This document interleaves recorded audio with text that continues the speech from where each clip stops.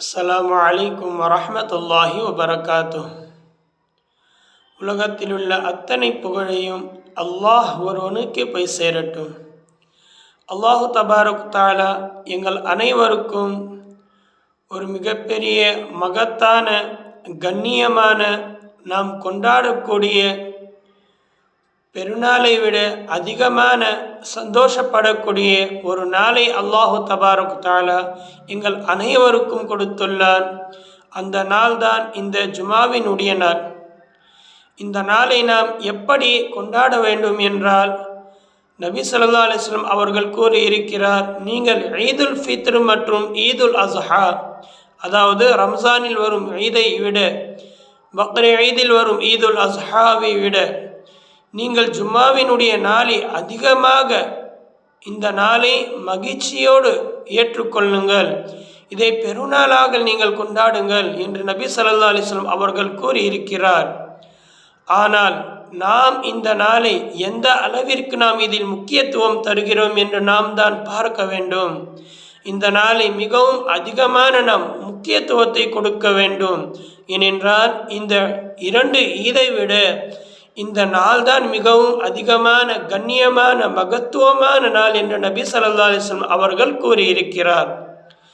உதாரணத்திற்கு இந்த நாளில் நாம் அதிகமான நபர்களை நாம் பார்க்கிறோம். அதிகமான வீட்டில் அல்ஹம்துலில்லாஹ் கறிதான் ஆக்கப்படுகிறது. ஏனென்றால் ஜுமா நாள் என்றாலே அதிகமான வீடுகளில் கறிதான் ஆக்குவார்கள்.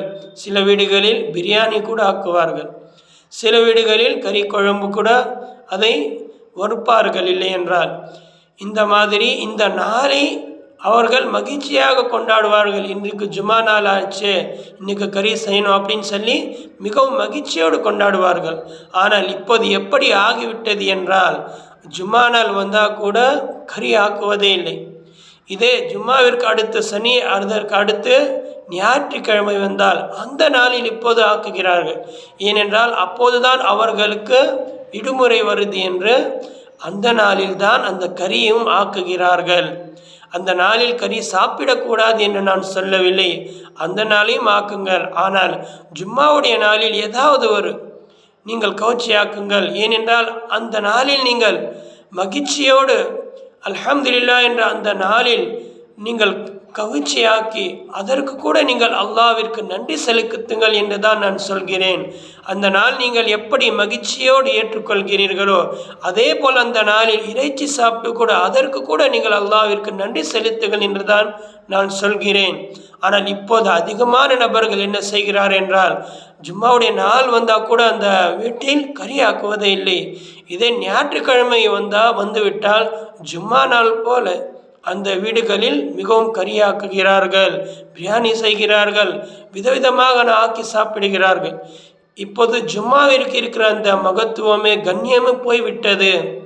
எப்படி நீங்கள் ஜும்மாவுடைய நாளில் நல்ல ஆடை போடுகிறீர்களோ, எப்படி நீங்கள் ஜும்மாவுடைய நாளில் தொழுகைக்கு செல்கிறீர்களோ, எப்படி ஜும்மாவுடைய நாளில் நீங்கள் அத்தர் பூசிக்கொள்கிறீர்களோ, அதே போல் அந்த நாளில் நல்ல விதமாக சமையுங்கள், நல்ல விதமாக ஆக்கி சாப்பிடுங்கள். ஞாயிற்றுக்கிழமை ஆக்க வேண்டாம் என்று நான் சொல்லவில்லை. எனக்கு அதன் பிறகு என்னை திட்டப் போகிறீர்கள். இன்னும் ஹஜ்ரத் இப்படி சொல்கிறாரே, ஞாயிற்றுக்கிழமை கவுச்சி சாப்பிடக்கூடாது என்று அப்படி நான் சொல்லவில்லை.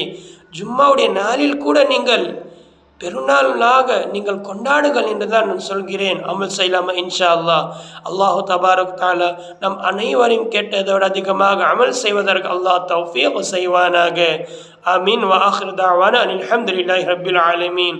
அஸ்ஸலாமு அலைக்கும் வரஹ்மத்துல்லாஹி வபரகாத்துஹு.